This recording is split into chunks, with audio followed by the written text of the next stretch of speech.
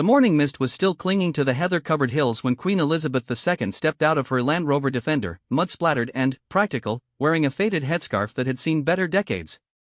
It was August 1979, and Margaret Thatcher, Britain's newly elected Prime Minister, was about to experience her first weekend at Balmoral Castle. What followed would become one of the most talked-about encounters in modern British political history, not for what was discussed, but for how it unfolded. Thatcher had arrived expecting the full royal treatment. She wore a pristine suit, carried a matching handbag, and had prepared herself for the formal protocol she had studied extensively. Instead, she found herself face-to-face with a queen who looked more like a Scottish farmer than the head of the Commonwealth. The Queen's greeting was warm but brief, and, within minutes, Thatcher found herself being handed a fishing rod and told that lunch would be whatever we catch. This scene would repeat itself countless times over the decades with world leaders, prime ministers, and distinguished guests, all of whom arrived at Balmoral with their own expectations of how royalty should behave, only to discover that Scotland transformed the Windsor family into something entirely different. The transformation begins the moment the royal family crosses the border from England into Scotland each summer. The formal clothes disappear, replaced by tweeds, tartans, and practical outdoor gear that has been mended rather than replaced. The elaborate meals prepared by teams of chefs give way to simple fare, often prepared by family members themselves. Most shocking of all to first-time visitors, the army of servants that typically attends to every royal need becomes almost invisible, with family members expected to clear their own plates, make their own beds, and participate in household chores. But, to understand why these unusual manners developed at Balmoral, one must go back to the beginning, to a love story that would shape royal tradition for generations to come. Prince Albert of Saxe-Coburg and Gotha first set foot in the Scottish Highlands in 1842, 3 years after his marriage to Queen Victoria. He was immediately captivated by the wild landscape, so different from the carefully manicured gardens of Windsor Castle or the formal grandeur of Buckingham Palace.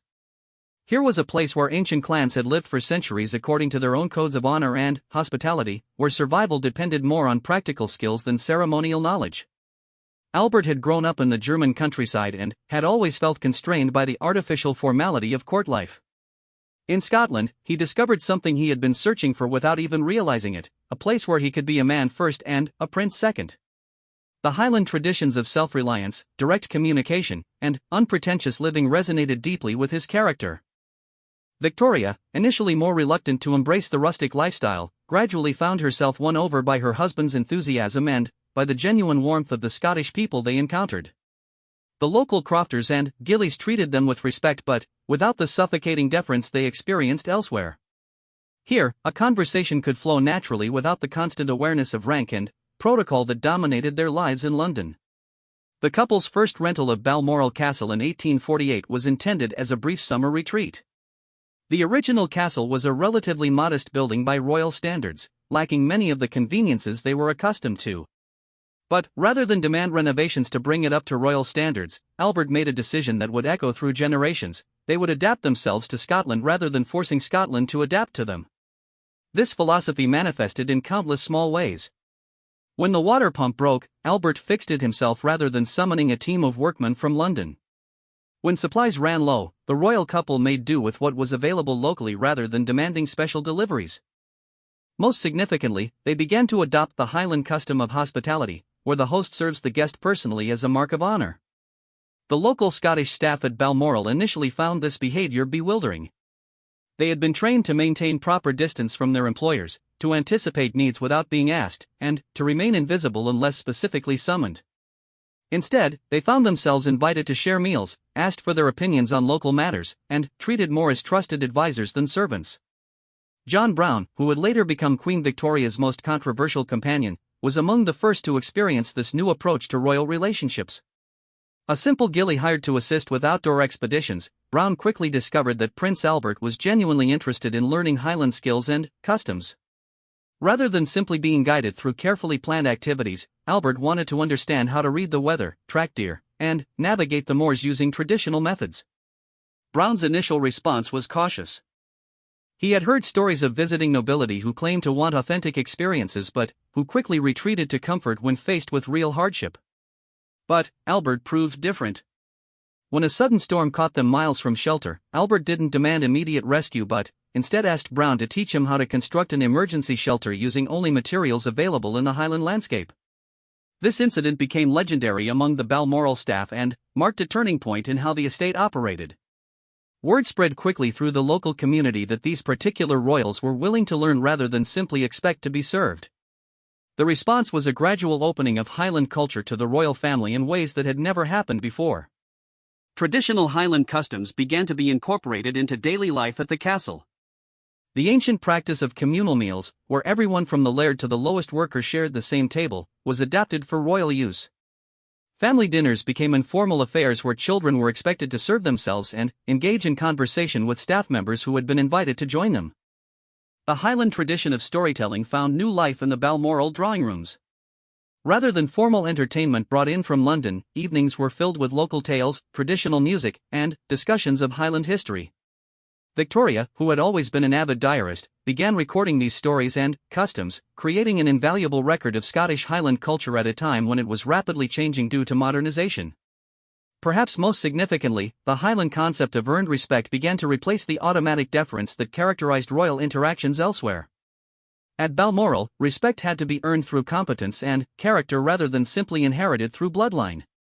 This created an environment where meaningful relationships could develop between the royal family and their Scottish neighbors. The transformation was gradual but profound. Victoria, who had initially worried about the propriety of such informal arrangements, began to see them as essential to her family's well-being. Away from the pressures of court life, her children could develop genuine friendships, learn practical skills, and experience the satisfaction of contributing to a community through their own efforts rather than their titles. Albert's influence on these developing traditions cannot be overstated. His Germanic background had given him an appreciation for the value of practical skills and honest labor that was often lacking in the British aristocratic tradition.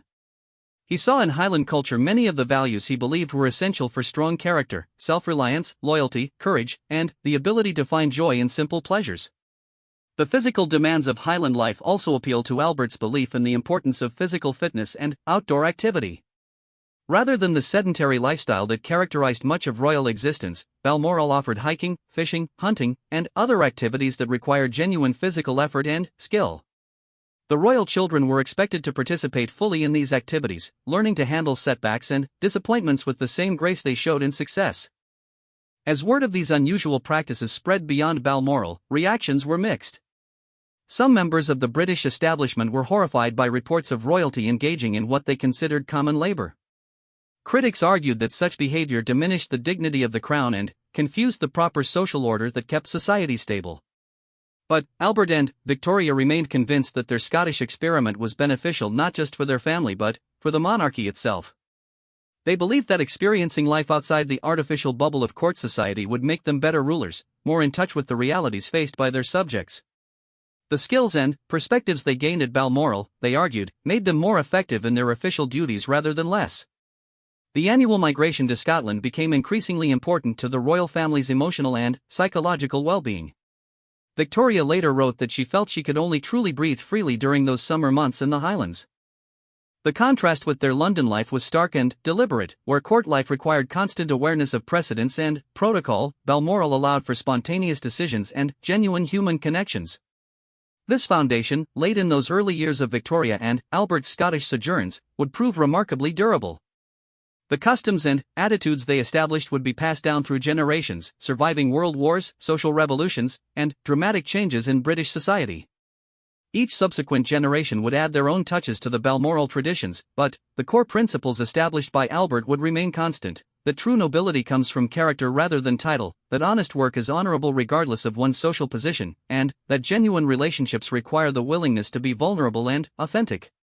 The seeds of the unusual manners that would surprise and sometimes shock future guests at Balmoral were planted in those early years when a German prince and a young queen discovered that the Scottish Highlands offered something they couldn't find anywhere else in their vast empire: the freedom to be genuinely themselves. The death of Prince Albert in 1861 could have marked the end of the Balmoral experiment. Victoria, devastated by grief, initially retreated from public life and seemed likely to abandon many of the customs her beloved husband had established. Instead, something remarkable happened. The unusual traditions of Balmoral became more important to her than ever before. They represented a living connection to Albert's memory and values, a place where she could still feel his presence and continue the vision they had shared. In her profound mourning, Victoria made a decision that would cement Balmoral's unique culture for generations to come. Rather than allowing the estate to revert to conventional royal protocols, she deliberately strengthened and formalized the informal customs that Albert had loved. What had been experimental became tradition, and what had been tradition became sacred. The most significant figure in this transformation was John Brown, a Highland gillie who had taught Albert traditional Scottish skills and customs. Brown's relationship with the widowed queen became legendary and controversial, but its importance to the development of Balmoral's unusual culture cannot be overstated. Brown embodied everything that Albert had admired about Highland character: directness, loyalty, competence, and complete lack of pretension. Where courtiers spoke in careful euphemisms, Brown spoke plain truth. When Victoria was lost in grief and refusing to eat, Brown didn't offer elaborate sympathy but simply told her, "You need to eat, woman, or you'll be no good to anyone." This kind of direct address would have been unthinkable from any other servant, but Brown had earned the right to speak as an equal through years of proven loyalty and competence. Brown's influence extended far beyond his personal relationship with the Queen. He became the keeper and enforcer of Balmoral's unique customs, teaching each new generation of royal children the Highland ways their great-grandfather had embraced. Under his guidance, the practices that might have seemed like temporary eccentricities became deeply embedded family traditions. The children of Victoria and Albert grew up expecting to spend their summers living by different rules than those that governed their lives elsewhere. They learned to fish, hunt, and navigate the Highland landscape not as royal diversions but as essential life skills. More importantly, they learned to interact with the Highland staff as individuals with valuable knowledge and perspectives rather than as invisible servants. Princess Vicky, Victoria's eldest daughter, later wrote about her memories of Brown teaching her to tie proper knots, track animals, and read weather patterns. These weren't casual lessons but serious instruction in skills that Brown considered essential for anyone who claimed to belong in the Highlands. The fact that she was a princess was irrelevant. What mattered was whether she could prove herself worthy of the landscape and the people who had made it their home for generations. This approach to education extended to all aspects of life at Balmoral. The royal children were expected to participate in household chores not as character-building exercises but because everyone in a Highland household contributed to its function. They learned to tend fires, prepare simple meals, care for animals, and maintain equipment because these were the responsibilities that came with Highland life. The annual rhythm of life at Balmoral became increasingly distinct from royal life elsewhere. Each summer, the family would undergo what amounted to a cultural transformation. Elaborate court dress was packed away in favor of practical Highland clothing. Formal dining gave way to communal meals where conversation flowed freely across traditional social boundaries. Most striking of all, the rigid protocol that governed every moment of royal life elsewhere was replaced by the Highland customs of earned respect and mutual responsibility. Visiting dignitaries during this period often found themselves completely unprepared for what they encountered. The German Emperor Wilhelm II, Victoria's grandson, visited Balmoral in 1889 expecting the kind of reception he was accustomed to at other royal residences. Instead, he found himself expected to participate in a Highland Games competition, where his performance at traditional Scottish athletic events was judged not by his royal rank but by his actual skill and sportsmanship. Wilhelm's initial reaction was outrage. He couldn't understand why his royal grandmother would subject him to what he saw as undignified treatment. But Victoria was unmoved by his protests. At Balmoral, she explained, everyone earned their place through character and contribution, not through accident of birth. If he wanted to be respected in the Highlands, he would need to prove himself worthy of that respect according to Highland standards. This incident highlighted one of the most important aspects of Balmoral's unusual culture. It wasn't simply a casual relaxation of royal protocol but a complete adoption of an alternative set of values and customs. The Highland tradition emphasized community responsibility, where everyone from the chief to the newest member of the clan was expected to contribute according to their abilities and to support others in times of need. These values manifested in countless small but significant ways at Balmoral. When equipment broke, family members were expected to help repair it rather than simply ordering replacements. When weather prevented planned activities, everyone was expected to contribute to alternative arrangements rather than waiting for staff to solve the problem. Most importantly, when conflicts arose, they were addressed directly and honestly rather than through the elaborate diplomatic protocols used elsewhere. The Highland tradition of hospitality also became central to Balmoral's culture. In traditional Highland society, offering hospitality was both a sacred duty and a source of honor. The quality of welcome extended to guests reflected directly on the character of the host. Victoria and her family embraced this tradition wholeheartedly, but in ways that often startled their visitors. Rather than elaborate formal receptions, guests might find themselves welcomed with a simple meal prepared and served by family members themselves. The Queen might personally show visitors to their rooms, carry their luggage, and explain the household routines they would be expected to follow. This hands-on approach to hospitality was a matter of honor in Highland tradition, but it shocked guests accustomed to being attended by armies of servants. The physical environment of Balmoral itself reinforced these cultural values. Unlike other royal residences, which were designed to showcase wealth and power, Balmoral was deliberately kept comfortable but modest. Rooms were heated by fireplaces that required attention and maintenance. Meals were prepared in kitchens that required actual work to function properly. Gardens required regular care from family members, not just professional staff. This physical environment served as a constant reminder that Highland life required active participation from everyone. There were no invisible servants to make problems disappear or anticipate every need. Instead, comfort and convenience had to be earned through personal effort and cooperation with others. The seasonal migration between Balmoral and the family's other residences became increasingly important as a way of maintaining balance between their public roles and their private values. The contrast was deliberate and necessary. In London, they were symbols and institutions first, individuals second. In Scotland, this relationship was reversed. Edward VII, who would later become king, grew up with these dual expectations. He learned to move seamlessly between worlds, understanding when formal protocol was essential and when Highland directness was more appropriate. This flexibility would serve him well in his later role as monarch, giving him the ability to connect with people across social boundaries in ways that pure formal training never could have achieved. The staff at Balmoral played a crucial role in maintaining the estate's unique culture. Unlike servants at other royal residences, who were trained to remain invisible and silent, the Balmoral staff were expected to participate in family life as trusted community members. They were consulted on important decisions, invited to share their expertise, and included in family celebrations and traditions. This relationship required careful balance from both sides. The staff needed to understand when their input was welcome and when traditional deference was more appropriate. The family needed to genuinely respect the staff's knowledge and contributions while maintaining the ultimate authority that their positions required.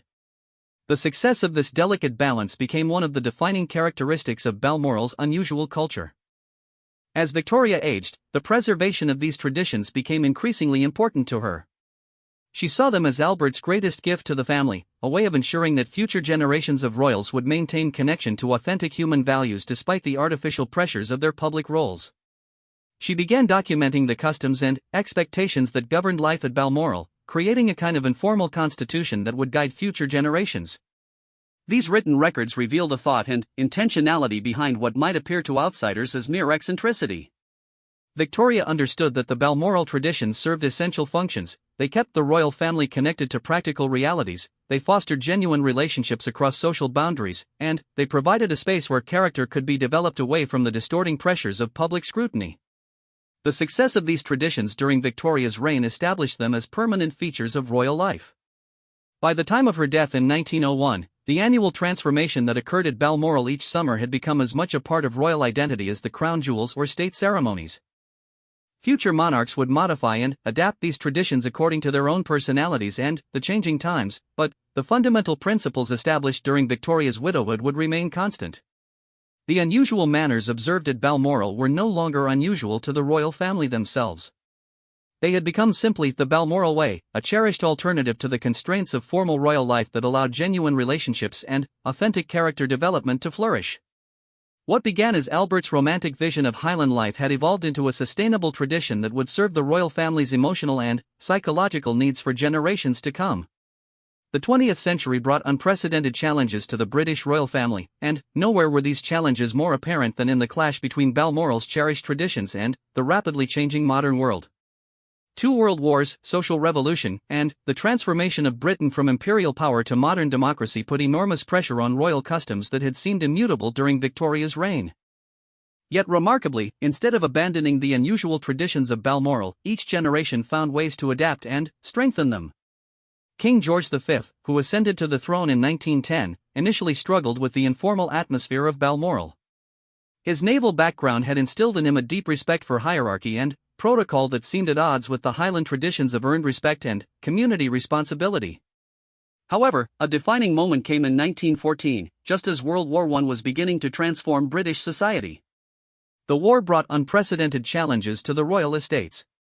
Many of the young men who had traditionally worked at Balmoral were called up for military service, leaving the estate short-staffed at a critical time. Rather than import temporary workers from elsewhere, George V made a decision that would have profound implications for the future of Balmoral's culture.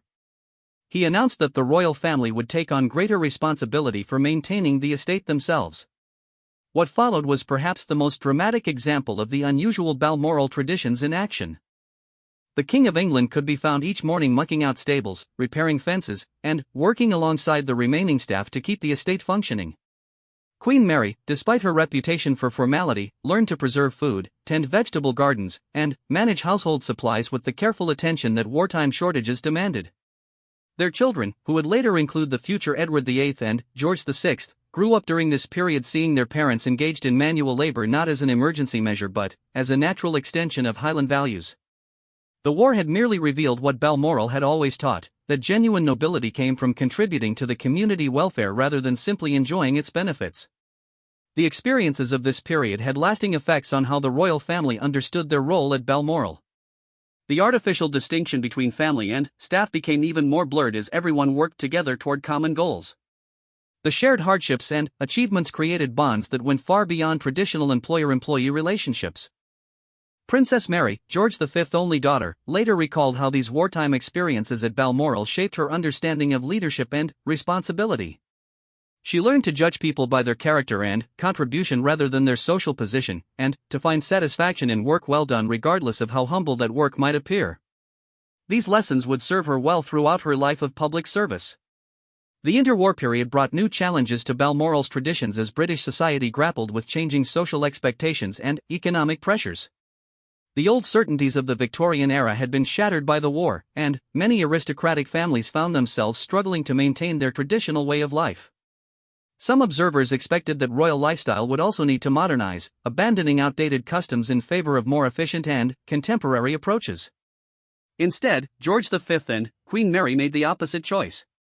They deliberately strengthened the distinctive traditions of Balmoral, seeing them as more valuable than ever in a world that seemed to be losing its connection to fundamental human values. The annual transformation from formal royalty to Highland community members became, if anything, more pronounced during this period. Edward, the Prince of Wales who would later become Edward VIII, initially embraced these traditions enthusiastically. He was particularly drawn to the outdoor activities and the informal relationships that Balmoral allowed.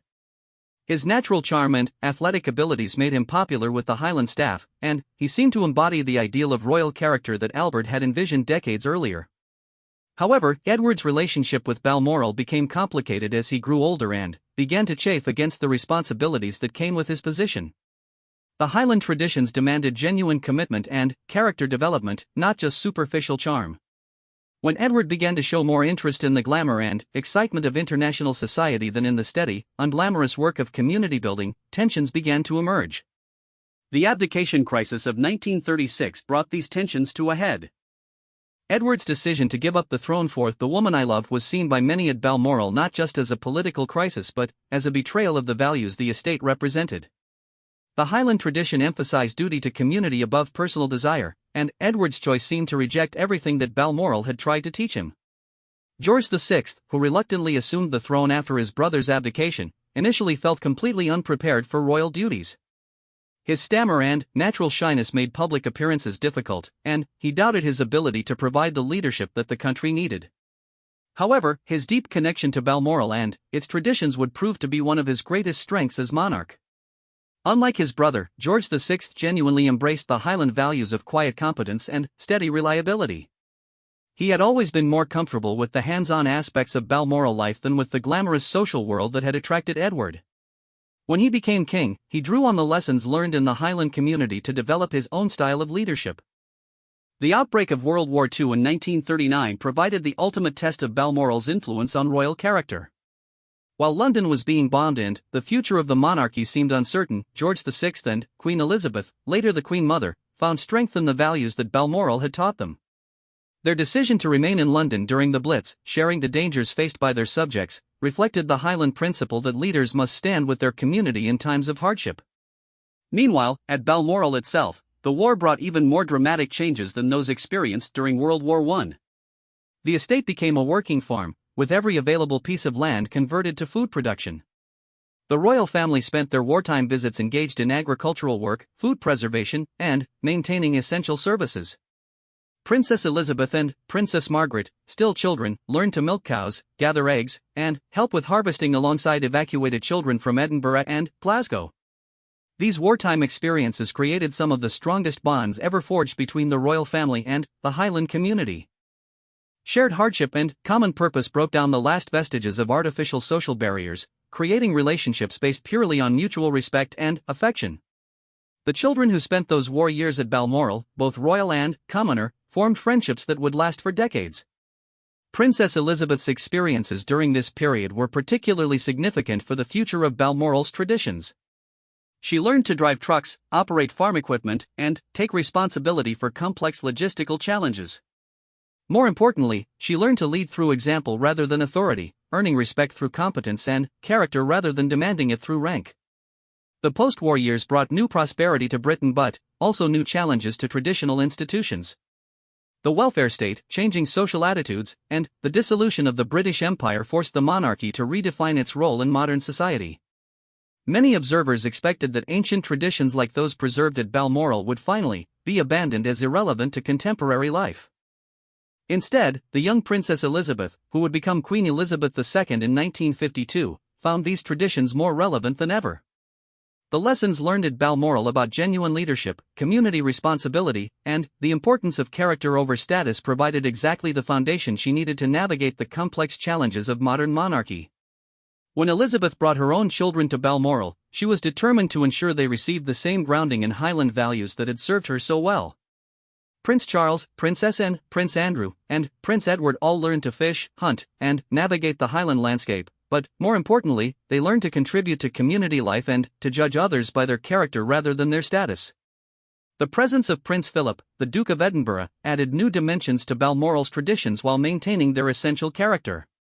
Philip's own unconventional background and direct manner fitted well with Highland customs, and he brought additional skills in sailing, flying, and mechanical maintenance that enriched the estate's educational opportunities. Philip's influence can be seen in the increased emphasis on outdoor challenges and physical fitness that characterized Balmoral life during this period. He established new traditions around orienteering, wilderness survival, and environmental conservation that complemented the older customs while addressing contemporary concerns. The children of this generation grew up at Balmoral during the 1950s and 1960s, as Britain was undergoing rapid social change. The traditional class system was being challenged, new educational opportunities were becoming available to working-class children, and young people everywhere were questioning the authority of their elders. In this context, the unusual traditions of Balmoral seemed either quaintly old-fashioned or remarkably progressive, depending on one's perspective. What made Balmoral different from other aristocratic holdouts was its emphasis on earned respect rather than inherited privilege. While other great houses clung to outmoded notions of social hierarchy, Balmoral had always operated according to principles that recognized the worth of individuals regardless of their background. In the changing social climate of post-war Britain, this made the estate seem ahead of its time rather than behind it. The Highland staff during this period included men and women who had served at Balmoral for decades, creating an invaluable repository of knowledge about the estate's traditions and customs. These longtime employees became informal teachers and mentors to each new generation of royal children, ensuring that the essential spirit of Balmoral's unusual culture was preserved even as specific practices evolved with changing times. By the end of the 1960s, Balmoral's traditions had survived world wars, social revolution, and dramatic changes in British society. They had proven their value not as quaint relics of a bygone age but as essential tools for developing the kind of character and leadership skills that modern monarchy required. The unusual manners observed at Balmoral were no longer just family eccentricities but a carefully preserved system for maintaining human values in an increasingly artificial world. The 1970s marked a turning point in how the outside world perceived and experienced Balmoral's unusual traditions.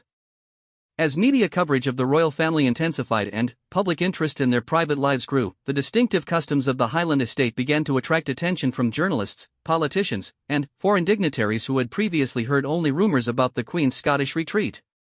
Harold Wilson, who served as Prime Minister during two separate periods in the 1960s and 1970s, became one of the most famous chroniclers of Balmoral's unusual atmosphere. Unlike many of his aristocratic predecessors, Wilson came from a working-class background and initially expected to feel uncomfortable in royal surroundings. Instead, he found himself charmed and impressed by what he encountered at Balmoral. Wilson's first visit in 1964 had prepared him for formal protocol and careful political discussions. Instead, he found himself welcomed by a queen wearing Wellington boots and a headscarf, who insisted on personally showing him to his room and explaining the informal customs he would be expected to follow. Rather than elaborate state dinners, meals were simple affairs where political discussions gave way to conversations about Highland history, local wildlife, and the practical challenges of estate management. What struck Wilson most forcefully was the genuine nature of the relationships he observed between the royal family and their Highland staff. These weren't the careful, distant interactions he had witnessed at other royal residences, where servants remained largely invisible and conversations were limited to necessary business. At Balmoral, he watched the Queen discussing farming techniques with estate workers, saw Prince Philip troubleshooting mechanical problems alongside the maintenance staff, and observed the royal children receiving gentle but firm instruction from Highland employees who clearly felt comfortable offering both praise and correction. Wilson later wrote about being invited to join a picnic where the Queen herself unpacked sandwiches from a thermos bag, Prince Philip grilled sausages over an open fire, and everyone present, regardless of rank, was expected to help clear up afterward. The sight of the most powerful woman in the Commonwealth washing plates in a Highland stream while discussing agricultural policy became one of his most treasured memories of political life. These experiences gave Wilson unique insights into the practical benefits of Balmoral's unusual traditions. He observed that the informal atmosphere allowed for more honest and productive political discussions than the formal settings of London. Without the pressure of ceremony and protocol, both the Queen and her ministers could focus on substantive issues and develop genuine understanding of each other's perspectives. The success of Wilson's visits established a template for how political leaders would experience Balmoral in the decades that followed. Rather than attempting to recreate the formal atmosphere of official state visits, the royal family deliberately emphasized the distinctive Highland customs that set the estate apart from their other residences. This approach sometimes led to memorable clashes of cultures, particularly when foreign leaders visited Balmoral expecting conventional royal treatment. President Gerald Ford's visit in 1976 became legendary among diplomatic circles for the culture shock he experienced upon arriving at what he had expected would be a traditional royal palace. Ford, a former college football player and practical Midwesterner, actually adapted quite well to Balmoral's informal atmosphere once he understood what was expected.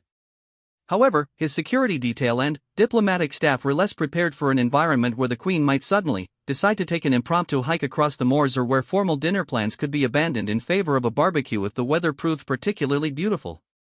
The challenge of balancing security requirements with Balmoral's traditional informality became increasingly complex as international terrorism concerns grew throughout the 1970s and 1980s.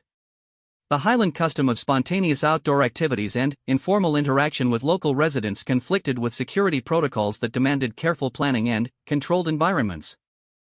However, rather than abandoning the traditions that made Balmoral special, the royal family and their security advisors found creative ways to preserve the essential character of the estate while addressing legitimate safety concerns.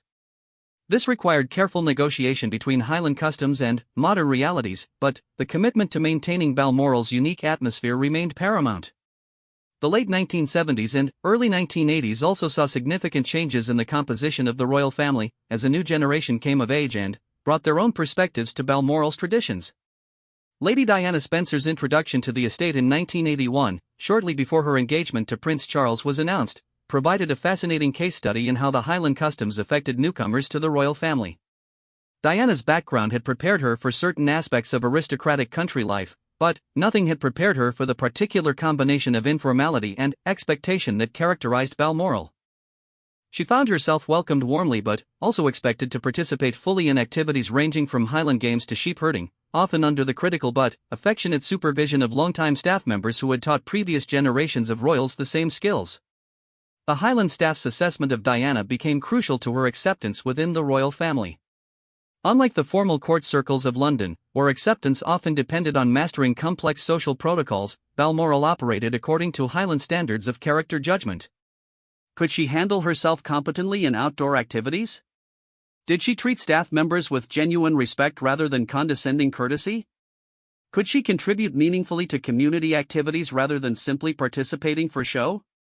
Diana's natural warmth and genuine interest in people served her well in this environment.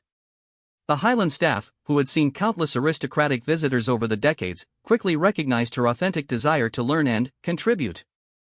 Her willingness to admit ignorance and ask for instruction, rather than pretending to competencies she didn't possess, aligned perfectly with Highland values of honest self-assessment. However, as Diana's marriage progressed and her relationship with Prince Charles became strained, Balmoral's intimate atmosphere sometimes intensified rather than relieved the pressures they faced. The Highland tradition of direct communication and emotional honesty could be both healing and challenging for a couple struggling with fundamental incompatibilities. The contrast between Diana's approach to Balmoral and that of Camilla Parker Bowles, who would later become Charles's second wife, illustrated the different ways individuals could adapt to the estate's unusual culture. Where Diana brought natural warmth but sometimes struggled with the physical demands and traditional expectations, Camilla possessed the country skills and understated confidence that Highland culture particularly valued. The 1980s also saw Margaret Thatcher's memorable encounters with Balmoral traditions during her tenure as Prime Minister.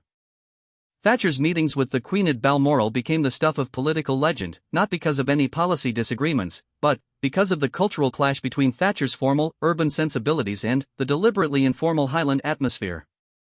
Thatcher arrived at Balmoral dressed in elegant suits and expecting political briefings conducted according to the protocols she was accustomed to in London. Instead, she found herself faced with a queen in tweeds and Wellington boots who expected her to participate in outdoor activities and informal meals where political discussions were secondary to Highland customs and local concerns. The famous incident of Thatcher attempting to navigate Highland terrain in inappropriate footwear while trying to maintain prime ministerial dignity became symbolic of the broader challenge faced by visitors who misunderstood the nature of Balmoral's unusual traditions. The Highland staff, who had witnessed decades of similar cultural misunderstandings, watched with amused tolerance as yet another distinguished visitor learned that Balmoral operated according to its own rules rather than those of the outside world. However, Thatcher's persistence and determination, qualities that served her well in political life, eventually earned her grudging respect from the Highland community. While she never fully embraced the informal customs of the estate, she learned to adapt her expectations and behavior to show appropriate respect for traditions she didn't necessarily understand or enjoy. The experiences of political leaders like Wilson and Thatcher revealed important truths about the function that Balmoral's unusual customs served in the broader context of British constitutional monarchy. The informal atmosphere allowed for more genuine communication between the monarch and her ministers, while the emphasis on character over protocol provided insights into personality and values that formal meetings could never reveal. The royal family's commitment to maintaining these traditions, despite the complications they sometimes created for official business, demonstrated their understanding of the essential role that Balmoral played in their lives and work. The estate provided not just personal refuge from the pressures of public life but also a testing ground for character and a source of genuine human connection in an otherwise highly artificial existence. As the 1980s progressed and media scrutiny of the royal family intensified, Balmoral's traditions became both more important and more vulnerable. The estate remained one of the few places where the royal family could experience something approaching normal human relationships, free from the constant awareness of public observation and judgment. The Highland staff during this period served as crucial guardians of the estate's distinctive culture, maintaining standards and expectations that had been established over more than a century while adapting to changing circumstances and new challenges. Their role as informal educators and character judges became even more important as external pressures on the royal family increased. The annual cycle of transformation that occurred each summer at Balmoral continued to serve its essential function of reconnecting the royal family with fundamental human values and authentic relationships. The unusual manners that surprised and sometimes shocked visitors were not arbitrary eccentricities but carefully preserved customs that served vital psychological and social functions for a family living under unprecedented public scrutiny. By the end of the 1980s, Balmoral's traditions had proven their resilience and adaptability through decades of social change, political upheaval, and evolving royal duties. The estate continued to operate according to Highland principles of earned respect, community responsibility, and authentic human connection, providing a stable foundation for royal character development in an increasingly unstable and artificial world. The 1990s brought unprecedented challenges to the British royal family, and nowhere would these challenges be more keenly felt than at Balmoral, where the cherished traditions of informal Highland life collided with the harsh realities of modern media scrutiny and changing public expectations. The decade that began with growing questions about royal relevance would end with tragedy and transformation, testing the strength of customs that had sustained the Windsor family for more than a century. Tony Blair's first visit to Balmoral as Prime Minister in 1997 became one of the most widely discussed encounters in modern royal history, not because of any political significance, but because it perfectly illustrated the culture clash between contemporary Britain and the deliberately preserved Highland traditions of the royal estate. Blair, representing New Labour's modernising agenda, arrived expecting discussions about constitutional reform and Britain's role in the evolving European Union. Instead, he found himself thrust into a world that seemed to operate according to principles that predated not just his political career but much of the 20th century itself. The Queen's personal greeting to Blair, dressed in practical outdoor clothing and immediately involving him in preparations for an impromptu picnic, set the tone for a visit that would challenge every assumption he had made about royal protocol. Within hours of his arrival, the newly elected Prime Minister found himself helping to carry picnic supplies across Highland terrain while engaging in conversations about estate management, local wildlife, and Highland history that had nothing to do with the pressing political issues he had expected to discuss. What made this encounter particularly significant was Blair's response to the cultural displacement he experienced. Unlike some previous political leaders who had struggled to adapt to Balmoral's unusual customs, Blair recognized the deliberate nature of what he was experiencing and began to understand the functions that these traditions served. His background as a modernizer actually helped him appreciate the sophisticated social engineering that lay behind customs that might appear merely eccentric to casual observers. Blair later wrote about watching the Queen personally serve tea from a thermos while sitting on a log in the middle of the Highland landscape, noting that this wasn't casual informality but a carefully preserved alternative to the artificial formality that dominated royal life elsewhere. He observed that the Highland customs allowed for more genuine human connection and honest communication than any formal protocol could achieve. The success of Blair's adaptation to Balmoral became a template for how contemporary political leaders could engage with traditions that might seem anachronistic but served essential human functions. His willingness to participate fully in Highland customs while maintaining respect for their underlying principles demonstrated that modern political sensibilities and traditional values could coexist productively. However, the same period that saw Blair's successful integration into Balmoral's culture also witnessed growing tensions within the royal family itself about how to balance traditional values with contemporary expectations. The younger generation of royals, particularly Prince William and Prince Harry, were coming of age in an era of unprecedented media scrutiny and social change that made the preservation of historical customs increasingly challenging. The boys' introduction to Balmoral traditions during this period became crucial to their character development but also highlighted the difficulties of maintaining authentic Highland culture in an age of global media coverage. Every outdoor expedition, every interaction with staff, every moment of supposed privacy was subject to potential public scrutiny that would have been unimaginable to previous generations of royal children. Despite these challenges, the Highland staff continued to serve their traditional role as informal educators and character judges for the young princes. The boys learned to fish, hunt, and navigate Highland terrain according to the same standards that had been applied to their father, grandfather, and great-grandfather. More importantly, they learned to interact with estate workers and local residents as individuals with valuable knowledge and perspectives rather than as subjects to be graciously acknowledged. William's natural aptitude for outdoor activities and his obvious respect for Highland customs quickly endeared him to the Balmoral community. His willingness to accept instruction and correction from longtime staff members, regardless of their formal rank, demonstrated the kind of character that Highland culture particularly valued. His younger brother Harry brought different strengths to the Highland environment, showing particular talent for connecting with people across social boundaries and finding joy in simple pleasures that aligned perfectly with traditional Highland values. The tragic death of Princess Diana in 1997 created a crisis that tested Balmoral's traditions more severely than any challenge they had previously faced. The public reaction to Diana's death and the royal family's initial response exposed fundamental tensions between Highland customs that valued private grieving and emotional restraint, and contemporary expectations that demanded public displays of emotion and immediate engagement with media coverage. The royal family's decision to remain at Balmoral during the immediate aftermath of Diana's death, maintaining their normal routines and focusing on supporting William and Harry through private family time, aligned perfectly with Highland traditions that emphasized community support and the importance of processing grief away from public scrutiny. However, this approach was interpreted by many members of the public and media as cold indifference to national mourning. The challenge faced by the Queen during this period highlighted one of the fundamental tensions inherent in Balmoral's unusual culture. The Highland traditions that had sustained the royal family for generations emphasized authentic human response over public performance, private healing over public demonstration. These values served the family well in their personal lives but sometimes conflicted with their public roles and responsibilities.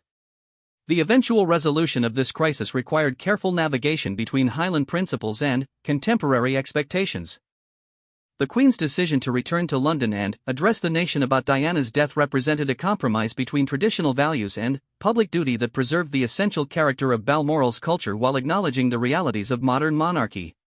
The early 2000s brought new pressures to Balmoral's traditions as concerns about terrorism and security forced significant changes in how the estate operated.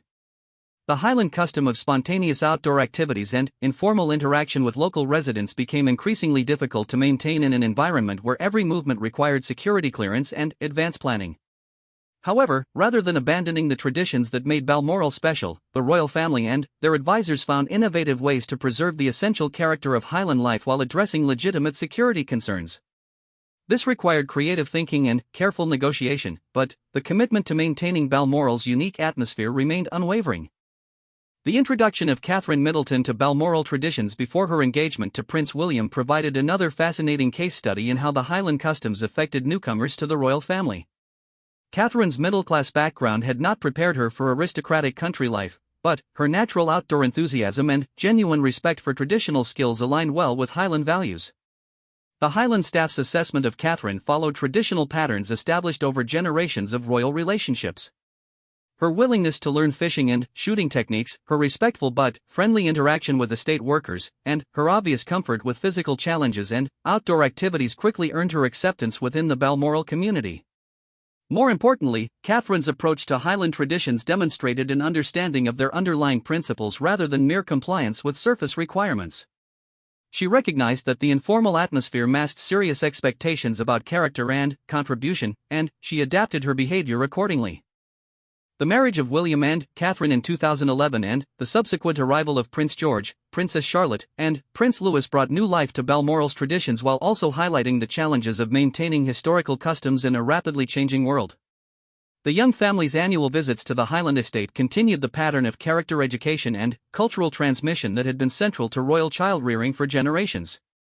However, the contemporary media environment made it increasingly difficult to preserve the privacy and authenticity that had always been essential to Balmoral's educational function. Every family outing, every interaction with staff, every moment of supposed normalcy was subject to intense speculation and potential intrusion that fundamentally altered the nature of Highland life. Despite these challenges, the core traditions of Balmoral continued to serve their essential functions.